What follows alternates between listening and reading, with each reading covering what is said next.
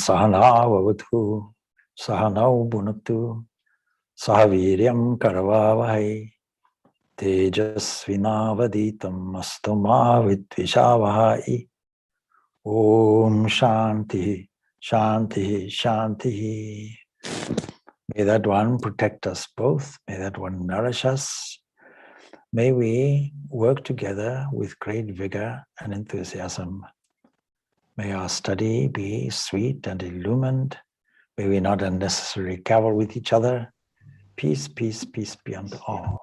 So this evening is an unusual kind of talk because there was a request on the WhatsApp for something on nutrition. Its subject is nutrition and spirituality. And why would we link these two subjects? Is because there are several types of nourishment.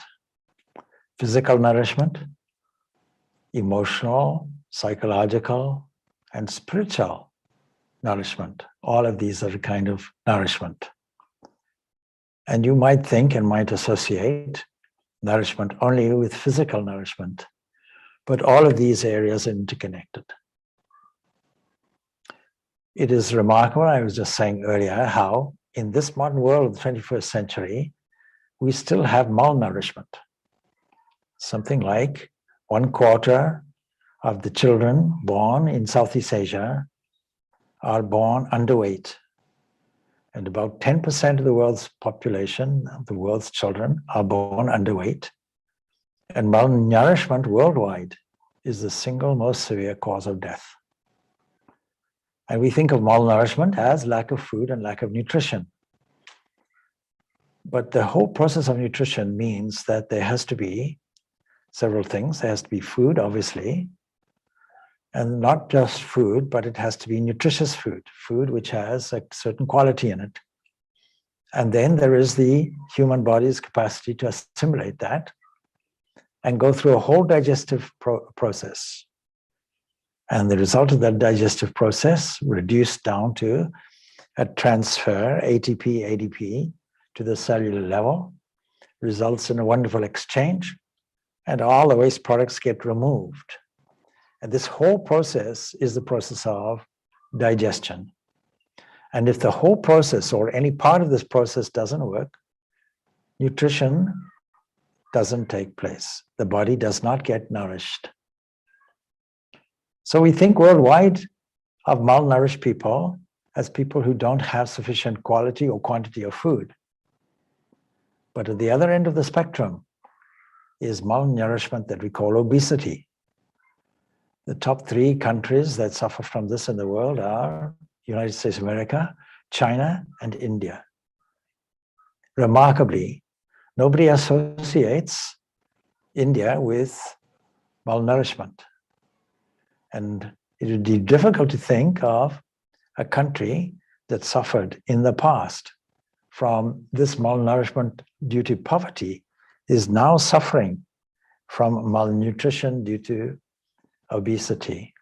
That is, lack of absorption of the nutrients in the food because of either, again, quantity or quality or both, and then toxic material in the body that is not digested, and where does it go?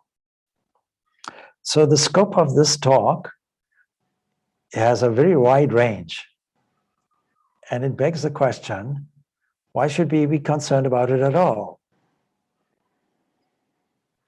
But you see, if we are serious about the spiritual life, we have to take a kind of 8-fold approach.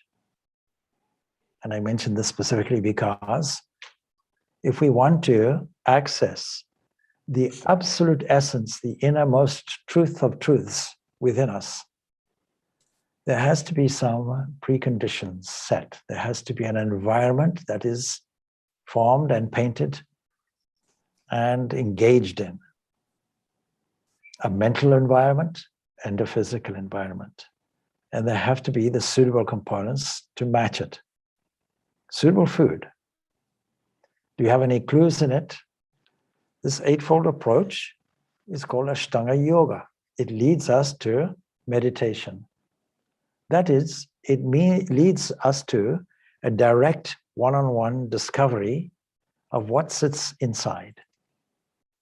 But most of us are laboring under an obstacle. The key obstacle to life is our egoism, and we've just done over this last weekend the second part of the Enneagram, the Essence of Truth, that highlights this subject and tells us our main problem really is this attachment to a physical or a psychophysical as a unit, and we label this I and form a strategy to protect it. And then, of course, to sustain that, because we feel that we exist and must exist, and we are clinging to this, naturally we have to sustain the body. And it doesn't matter if you're a saint or a sinner, you still have to eat. And you still have to sleep, and you still have to breathe. This is a primary quality. So if you're breathing, that's good news. And if you're eating, that's fine. But what to eat and with what mindset should you eat? And so with this Eightfold Path, the second refinement that Patanjali in the Patanjali Sutras gives us is that we should purify the body and the mind. Shanchat sa sangha.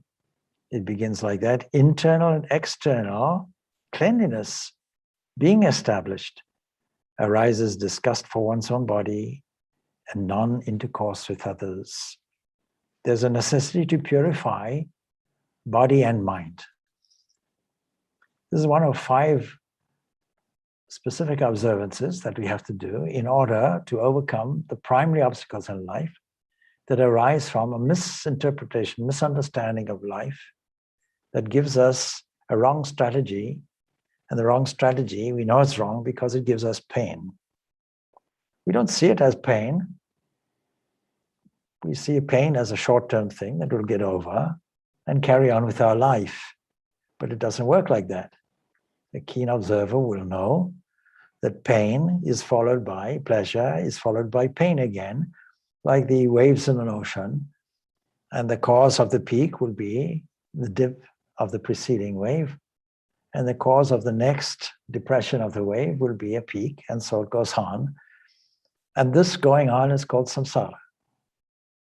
A continuous chain of, causal chain of actions and reactions. And a keen observer will want to get out of it, will want to know how to handle it better. How to engage in life on the one hand, and with a useful formula, and on the other hand, how to avoid the pain without moving the pendulum of life to the opposite extreme. So if you ask somebody, are you happy? They might say yes, but all they're saying is, I don't have an arthritic knee at this point in time. Or if you're saying, so are you happy? Yes. But as soon as the bank account gets emptied or something like that, then they're not so happy.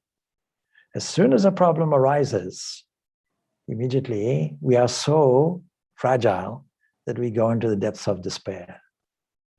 As soon as somebody praises us, we go into the heights of elation. So it goes on, up and down, up and down. And wouldn't it be better if we had an even keel? Bhagavad Gita gives us a definition in the second chapter of what is somebody of steady wisdom, a steadiness, an even keel, not up, not down, immune to extremes, immune to the pairs of opposites. So pleasure, pain, hot, cold, good, bad, and so on and so forth. All these extremes are there. And how to maneuver nicely so that we have a steadiness, an equilibrium going on. And the remedy is in the practice of what is called yoga. What is yoga?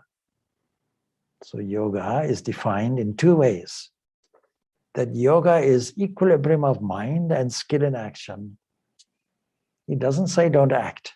It doesn't say give up your job. It says please engage in what you have to engage in, but at the same time, don't allow all these external events or people or places or unexpected things in life to disturb your equilibrium. That means we have to view the world in a different way.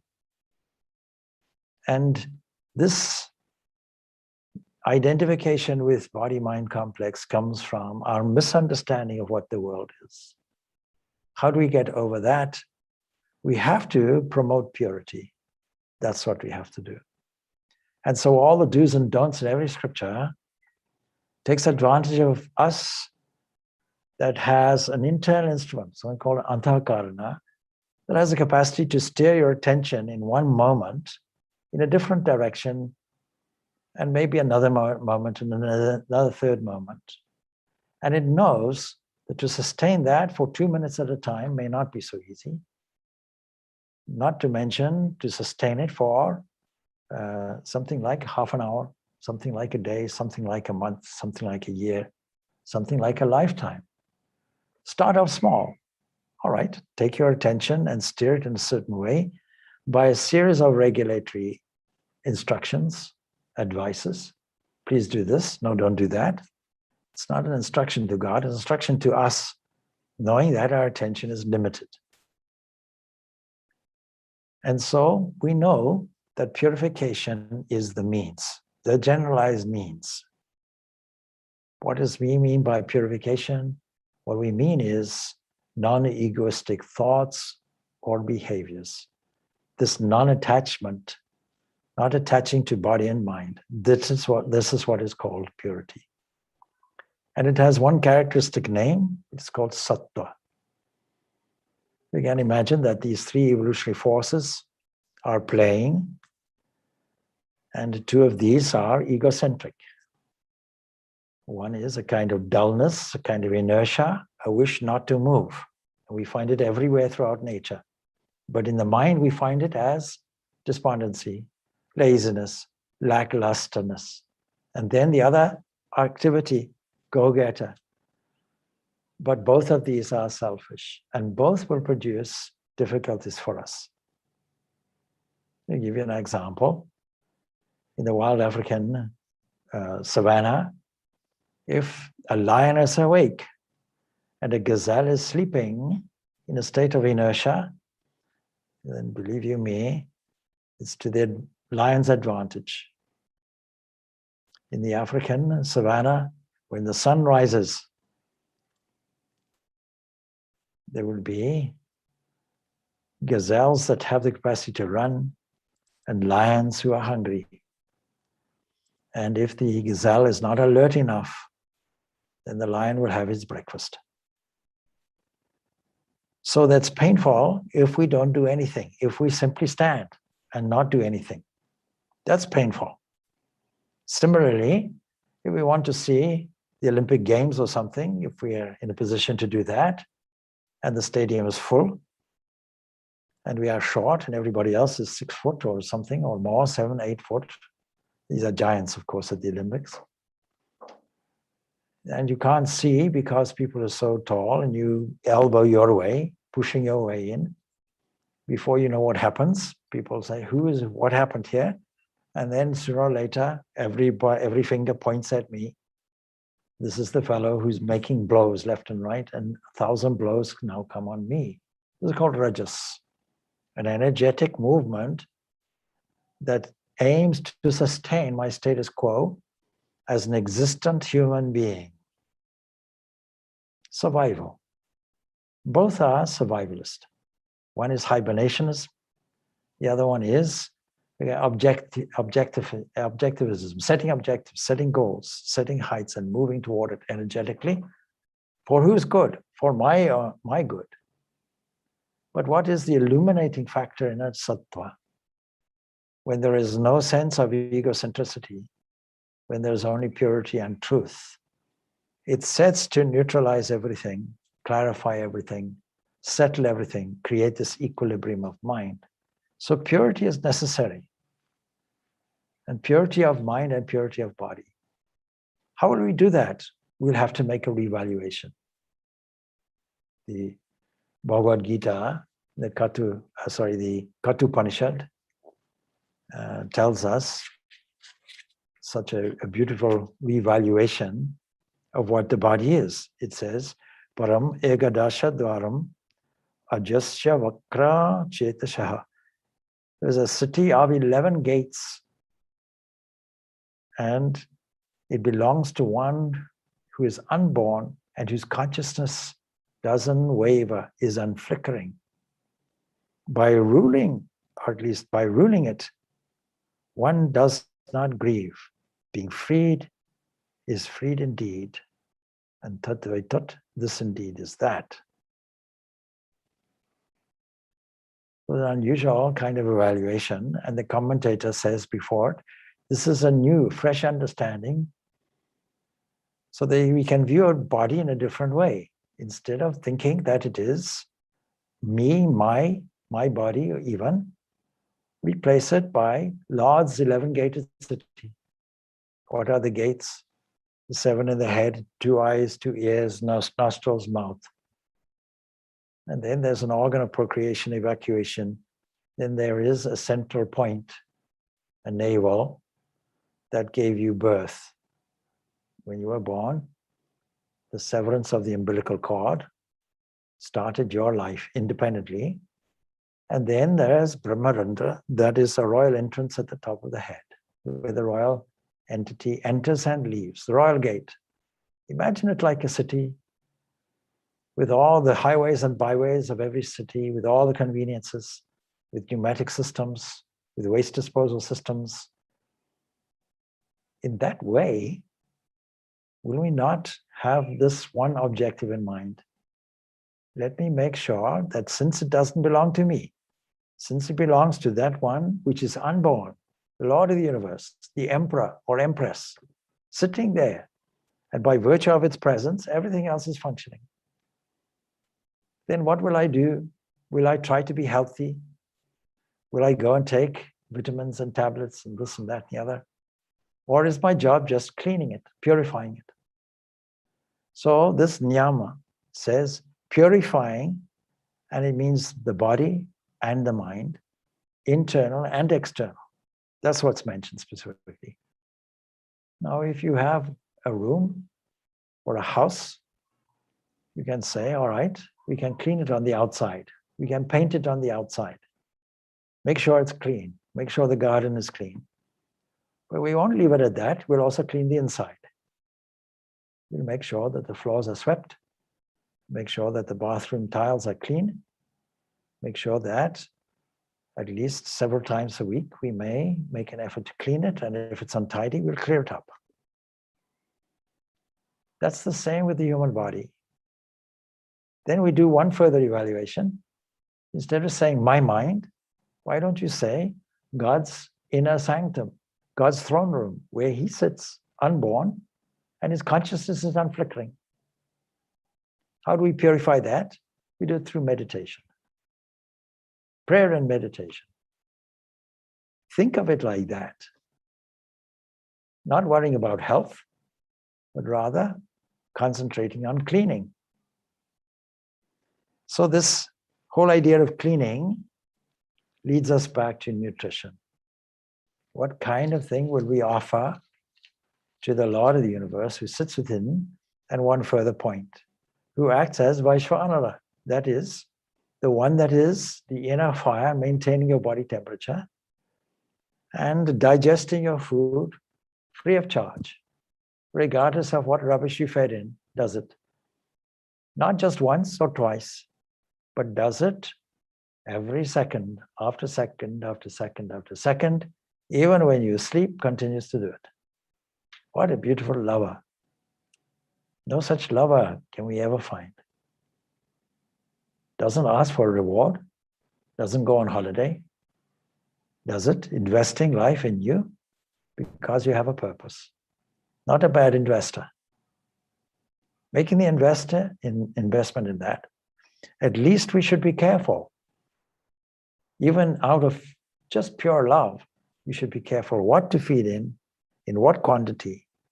Not to eat absent-mindedly, not to stuff something in the mouth and hope for the best as a compensation for our difficulties in life, so-called difficulties, because we revalue life in a wrong way.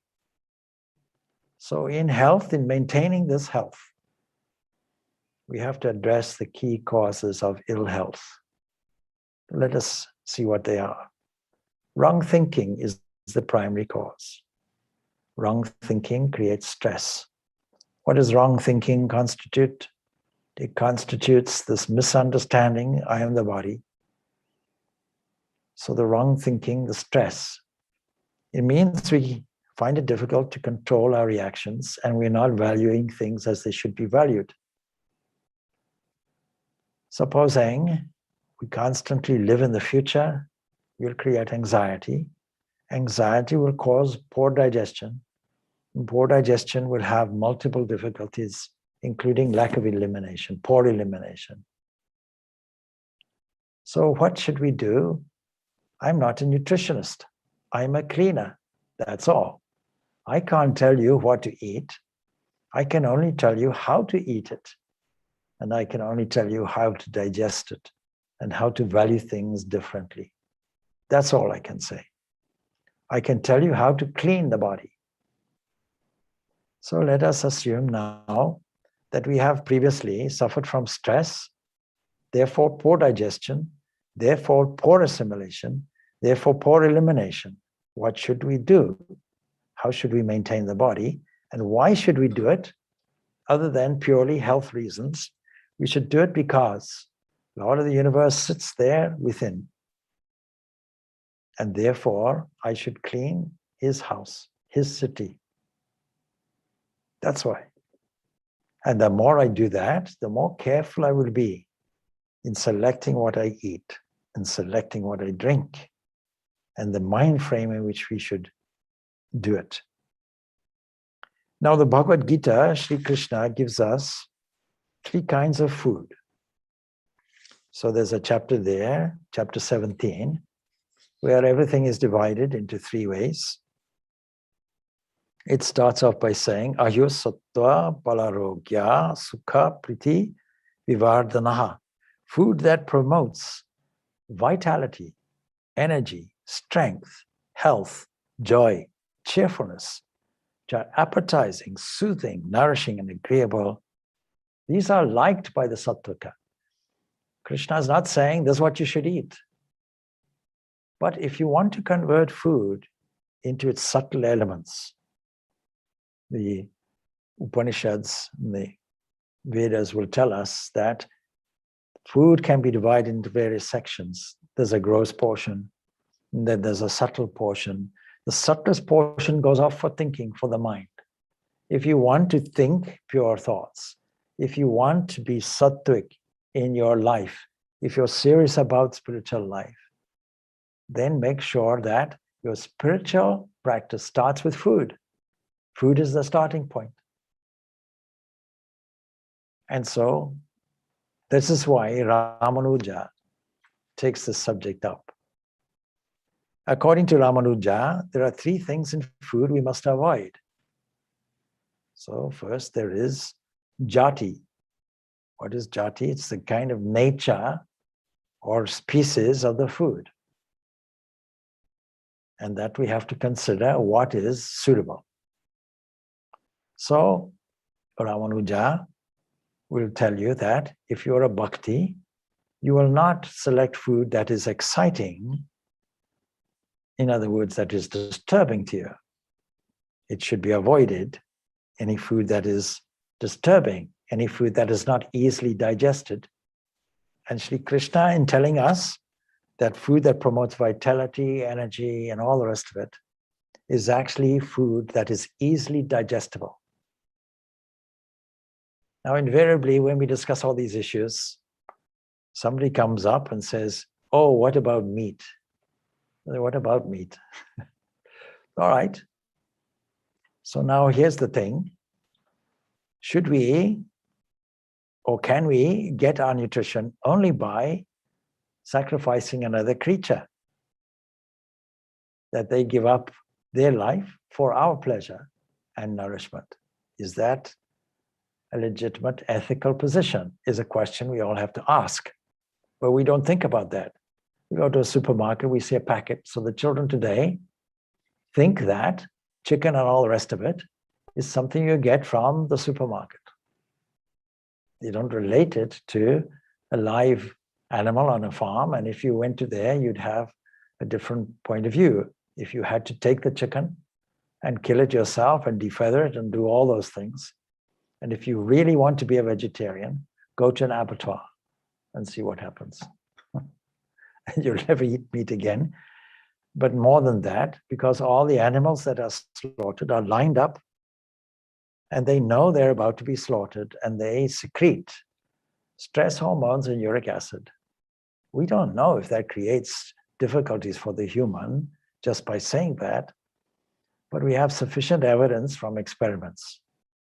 I think it was at Stanford University where rats were put in a cage. One was fed cereal food, just ordinary cereal food. One was fed cereal food with butcher's blood in it. And an electric shock was passed through the cages. And the ones who had the cereal food shook and got on with life. The other ones, they thought that the shock was coming from the other. They became aggressive and killed each other to the death. So it is no surprise that lions are carnivores. I'm not saying you should not eat meat. No, I'm not saying that. I'm saying that if you want to purify the mind, you have to be selective in what you eat. And the Swami Vivekananda, who recommended for the working classes that the better of any of the bad options was to make the body strong.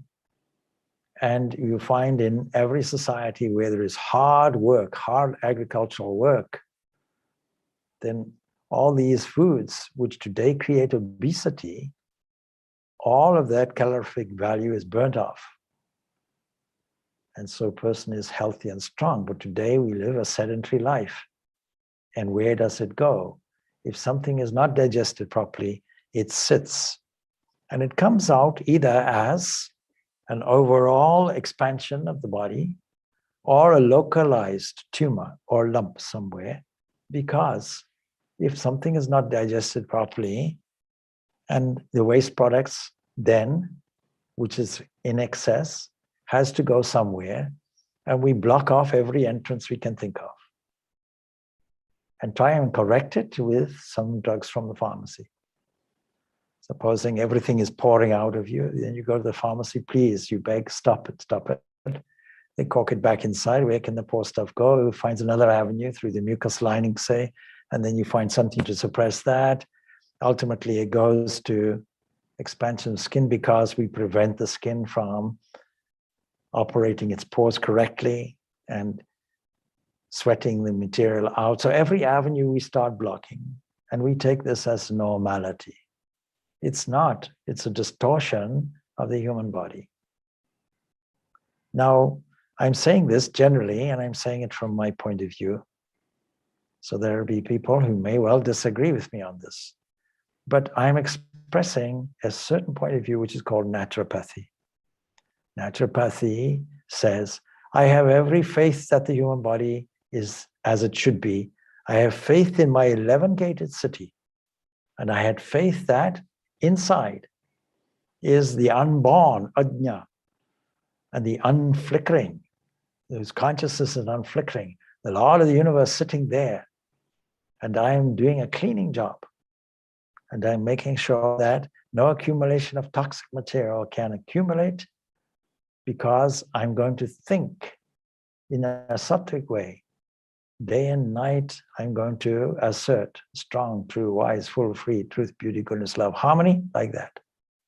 I'm going to walk in the presence of my beloved Lord. I'm going to practice the presence of God. I'm going to insert joyful spirituality in me. I'm going to make sure that life is an exciting journey.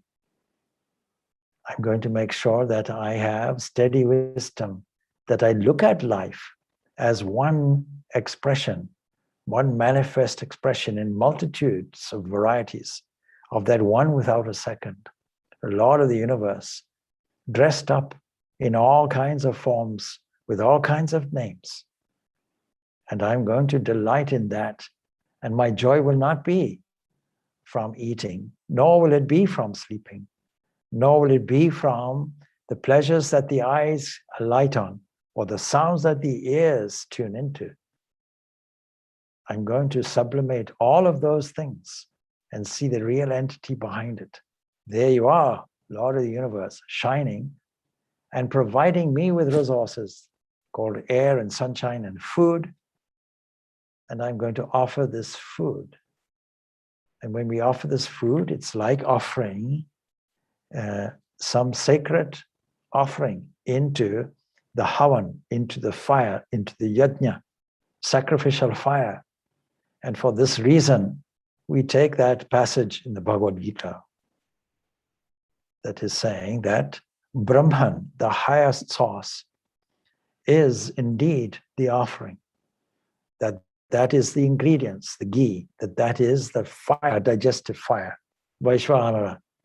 In several passages, Krishna is telling us that I come as I am digestive fire in Vaishvanara, digesting the four kinds of food. It's God himself who's doing it. And it's us who are not even thanking or giving a thought of thanks. Lord, you digest my food. Where is the glory of God to be found? In the capacity to digest food and convert it. Because that principle of digestion and food and its resulting energy is taking place, that drama is taking place everywhere in the universe. Not necessarily as human biological digestion, but every conservation of energy that is taking place in the whole universe is to do with eating and eater. That's how it's described also in the Upanishad. So the first creative movement in life is from Prajapati, the Lord of creatures, making a sacrifice. Something, you can't have something for nothing. Some expenditure is there, but it all balances out in the end. And this idea of energy and matter is described in this way. That matter is described as rai, food, and energy as prana, the thing that acts on it, that eats it, consumes it. So like this interplay is a universal drama that happens to play out also in the human body. And so every food has an energetic capacity to release its energy. And if we are not releasing the energy, where does it sit? And conservation laws say it has to go into expansion.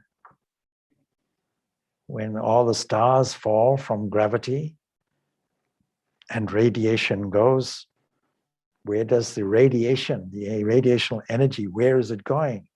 It's lost in the expansion of the universe. We don't have to look for anything other than that except the lost radiation energy. It has to go somewhere. Everything has to go somewhere. And everything is conserved. Even your weight is conserved. So, what is spiritual practice? In terms of this purification of the body, spiritual practice is revering the body and revering this process of digestion and the one who is digesting your food, and doing it because the body is not only a city, but is your instrument. Instrument for what? So we say it's an external instrument, but there's an internal instrument. That internal instrument called antakarana, what we call the mind. We take it in an instrumental way, just like the engine in a car, and the body as the car itself. And we never make the mistake, I am the car, or I am the engine. Only with the human body we do it. So this is the earth car. You can reclassify it like that. What will we do with this earth car? We'll make sure it has fuel, the right fuel. In a petrol car, there's no point in putting diesel in. You'll ruin it, or vice versa. The right fuel has to be selected. And everybody's digestive capacity is different.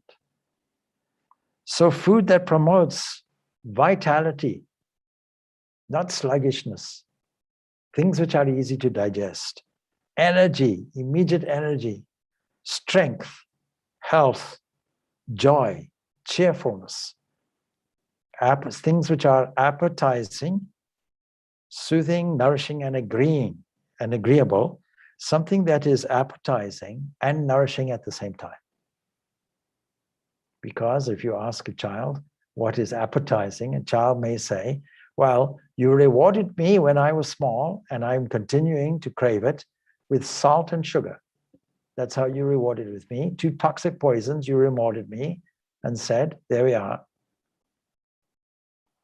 And if you know anything about health, you see these 2 S's are the most toxic substances. Refined sugar and salt. Salt is sodium chloride. It's the only rock that we decide that's delicious, I'm going to eat it. We don't look at granite in the same way.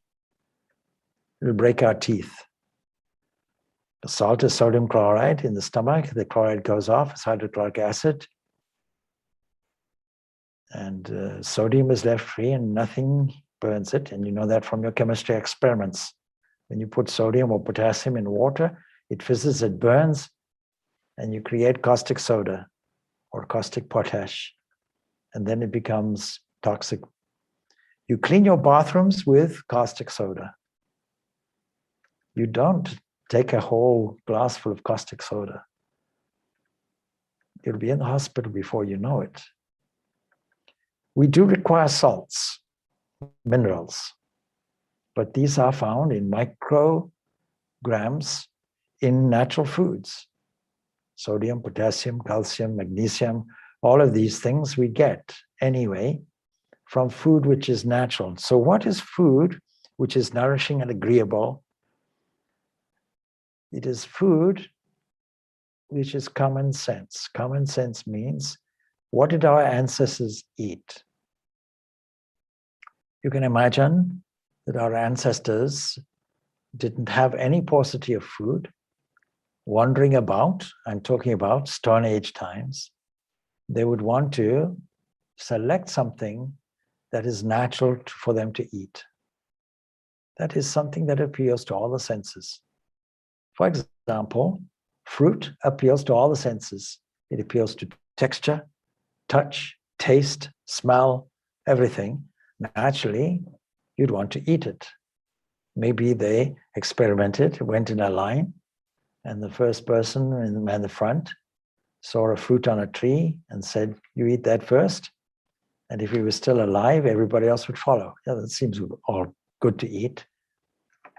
In South Africa, when there was what they called the Great Trek.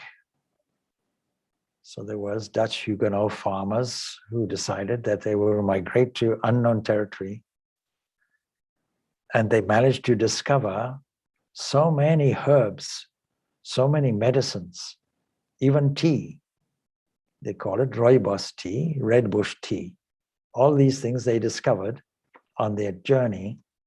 So they knew instinctively and experimentally what was good and what was not.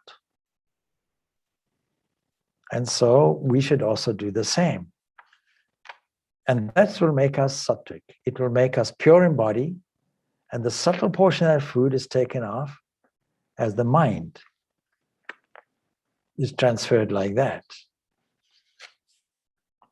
There's a passage in the Chandogya Upanishad, it tells us, Tanhavocha ite vai kalu yayum pratag ivevam atmanam. Then he said to them, truly, indeed, you eat your food knowing what?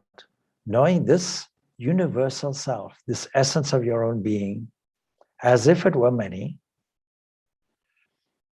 And he, however, who meditates on this universal self as of the measure of the span or as an identical with the body, small self, body, mind, eats food in all worlds, in all beings, in all selves.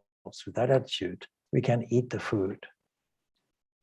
Food is an essential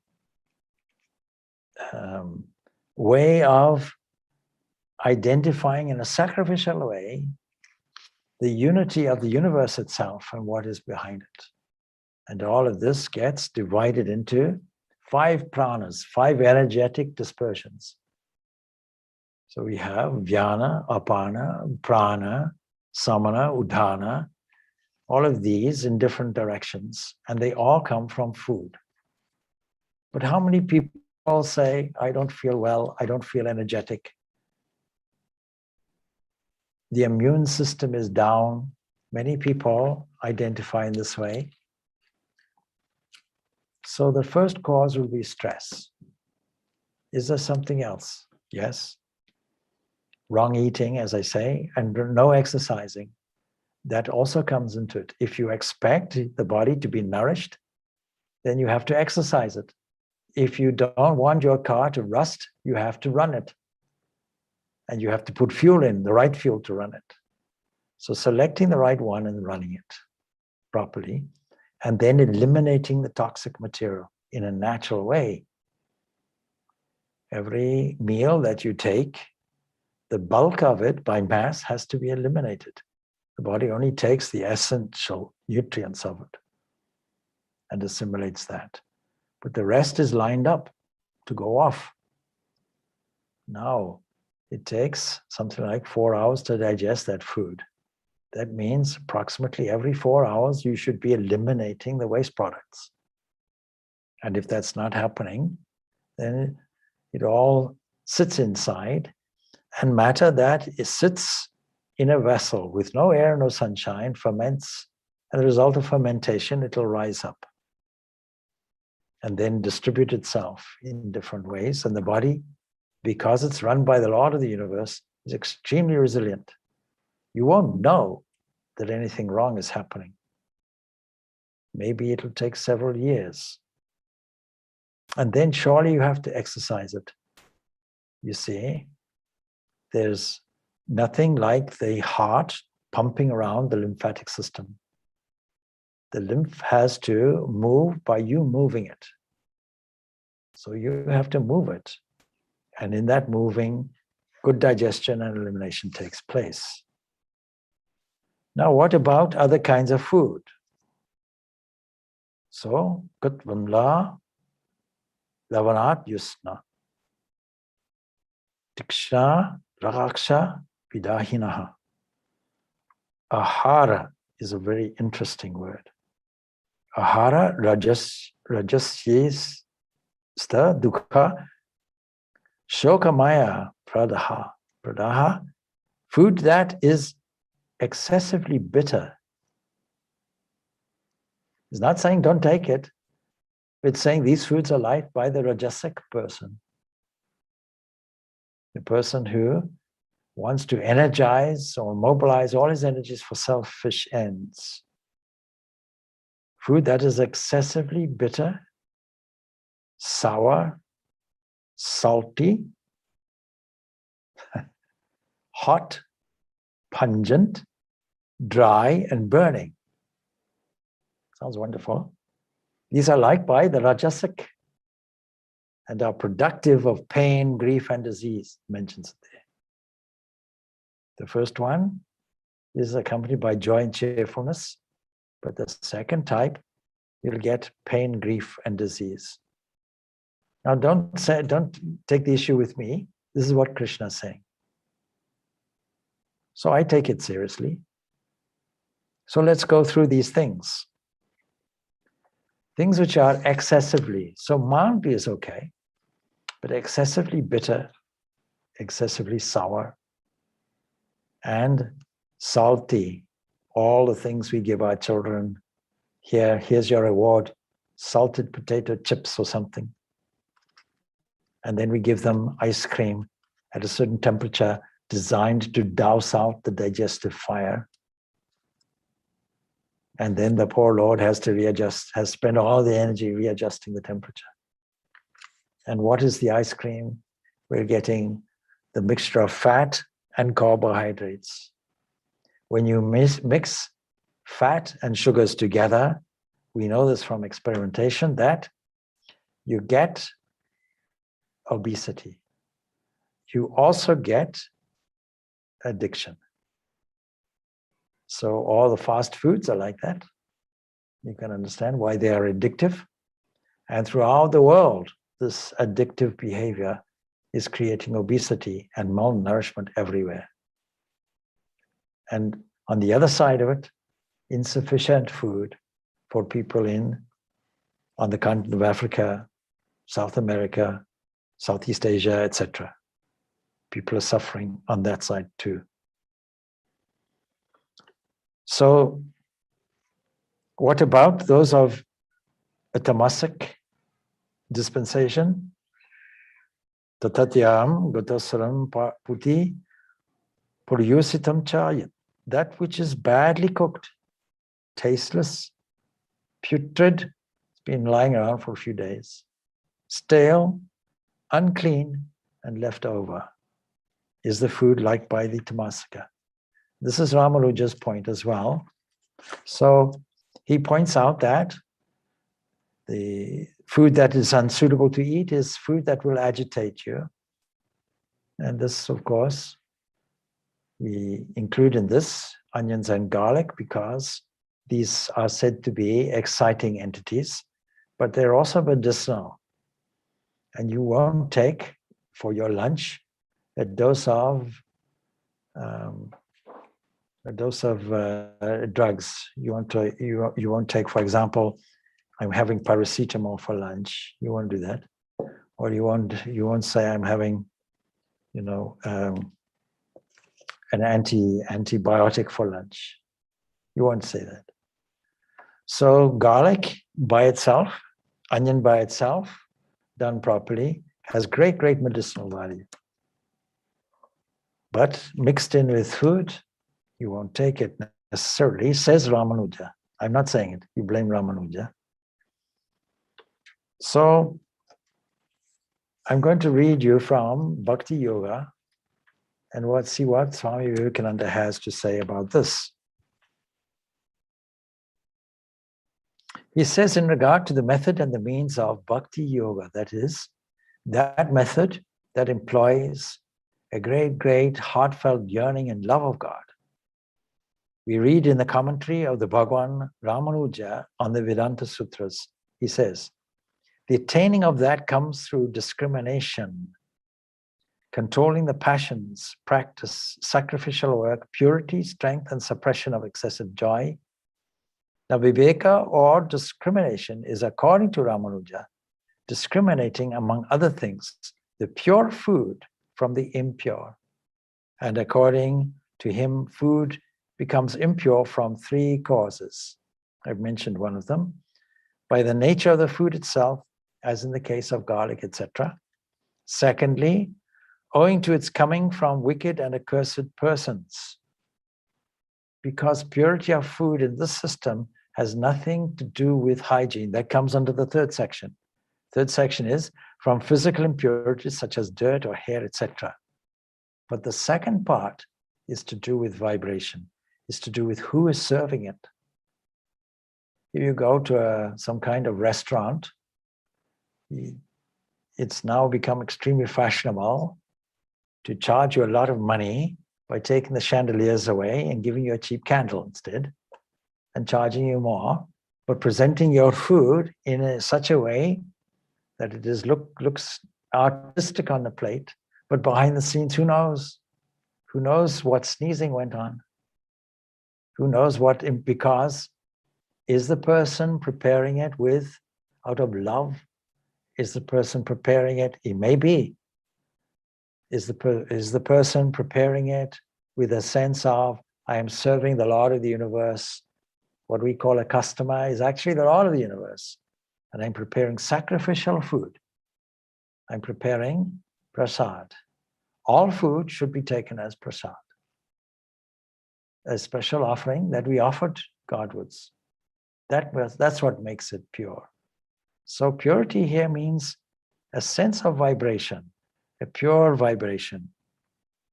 Then from the physical impurities such as dirt and so on, the Shrutis say, when the food is pure, the sattva element gets purified and the memory becomes unwavering.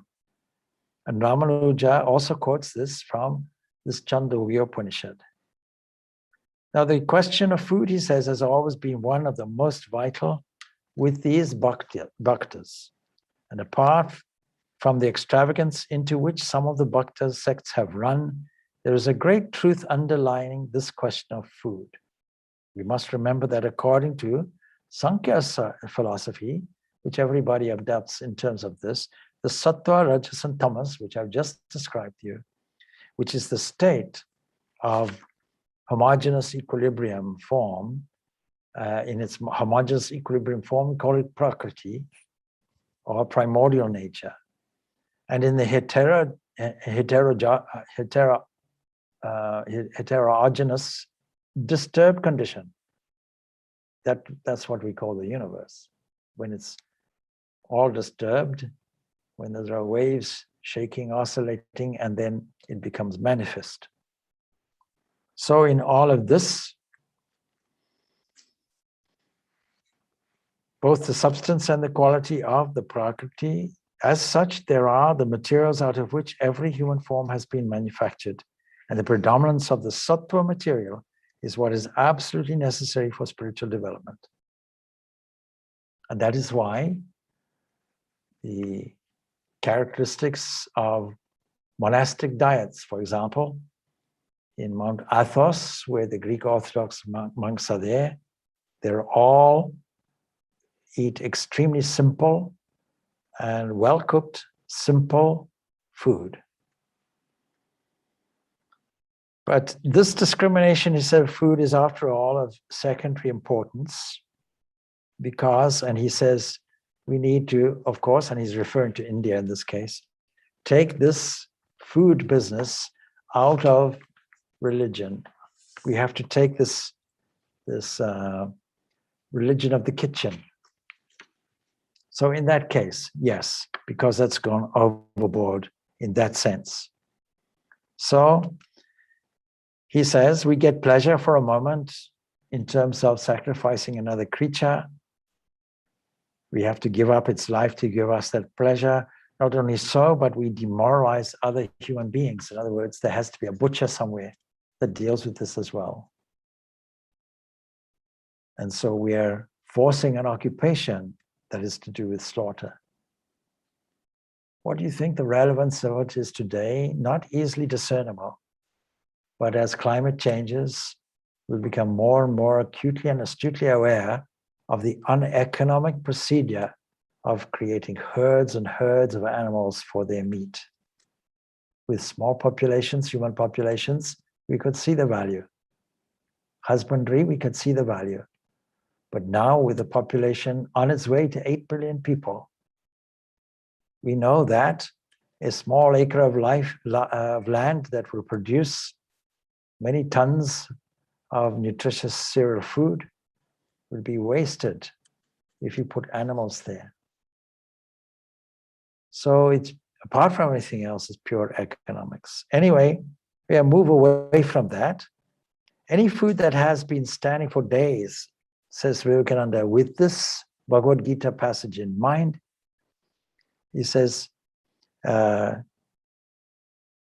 also all exciting foods such as onions, garlics, and so on, all evil-smelling food.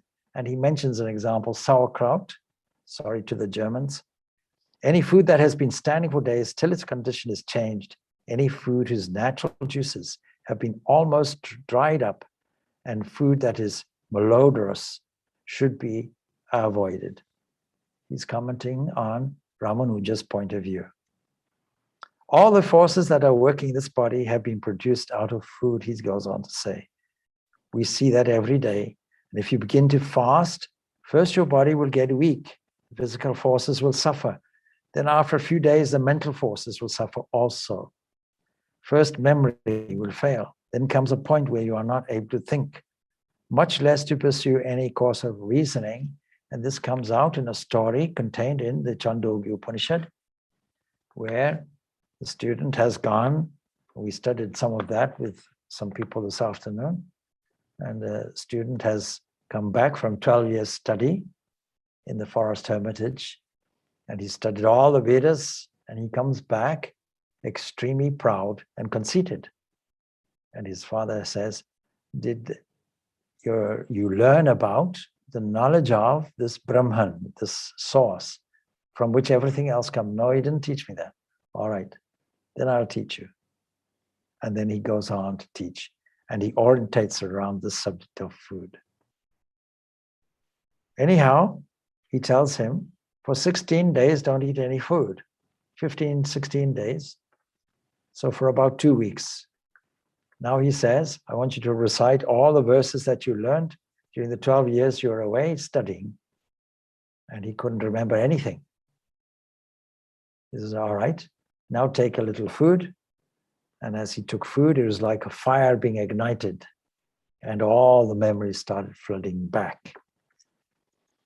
So certain regulations as to food are necessary, says Vivekananda. We must use that food which brings us the purest mind, is the point. Shankaracharya, he says, has said that the word ahara, which we've just quoted, means objects of the senses.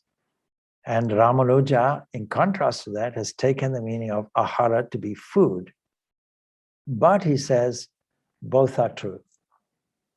Both are true. We need to make sure that the objects of the senses don't overwhelm the mind. Take things in moderation and with great delight on the one hand, and that means our food will always be good. And then we will take food with a sense of reverence. That means digestion, of course, starts in the mouth.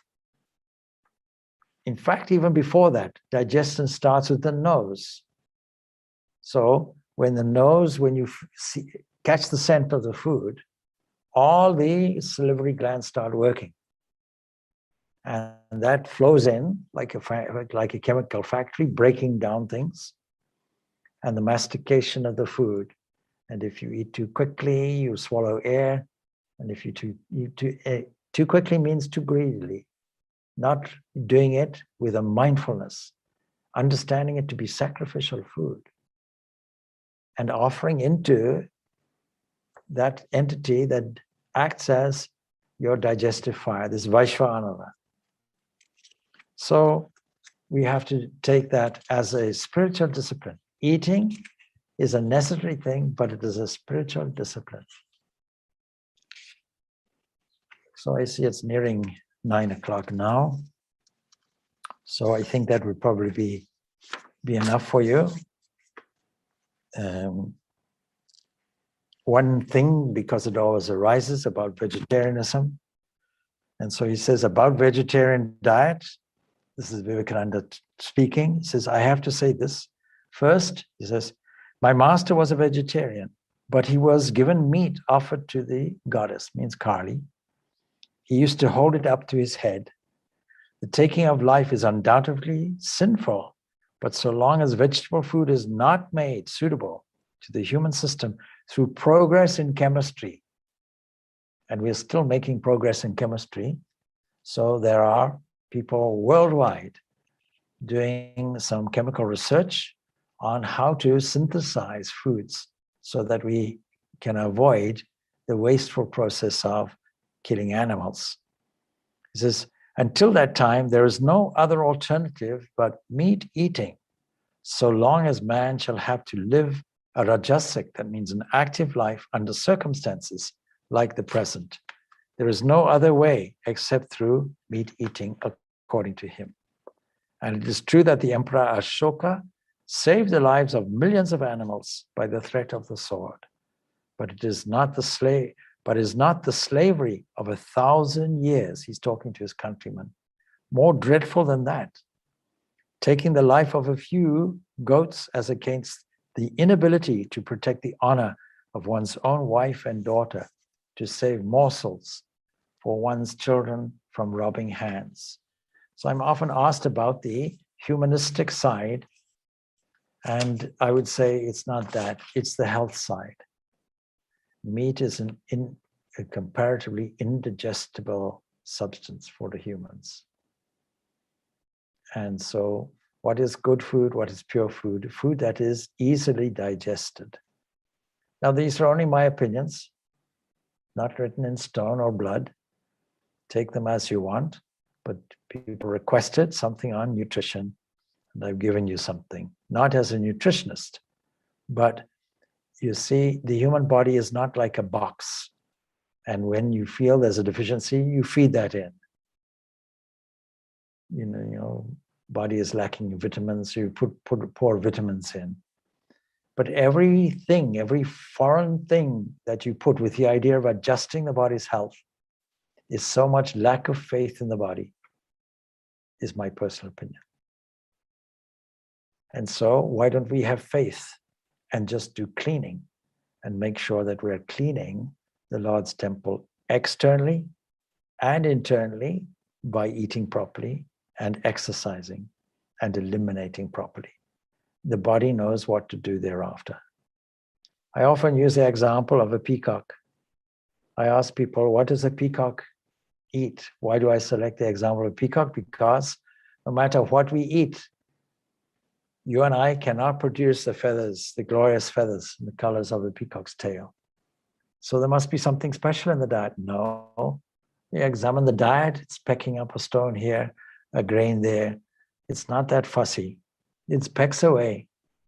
Yet you and I, from our digestive capacity, cannot reproduce a magnificent tail such as the peacock's. So what is the difference? The digestive capacity.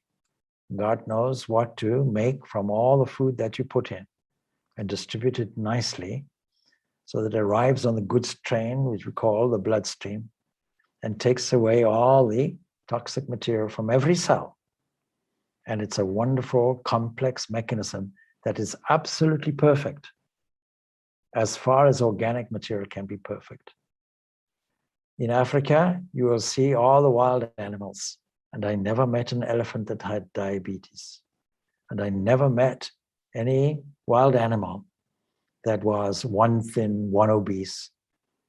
I never met any buffalo that suffered from cardiac arrest. None of these things happen in the wild. Why is that? It is because these animals are coordinated with nature.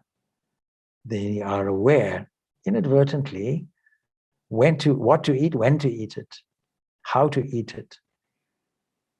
And they don't sit down at a dining table to do it. We'll leave off there.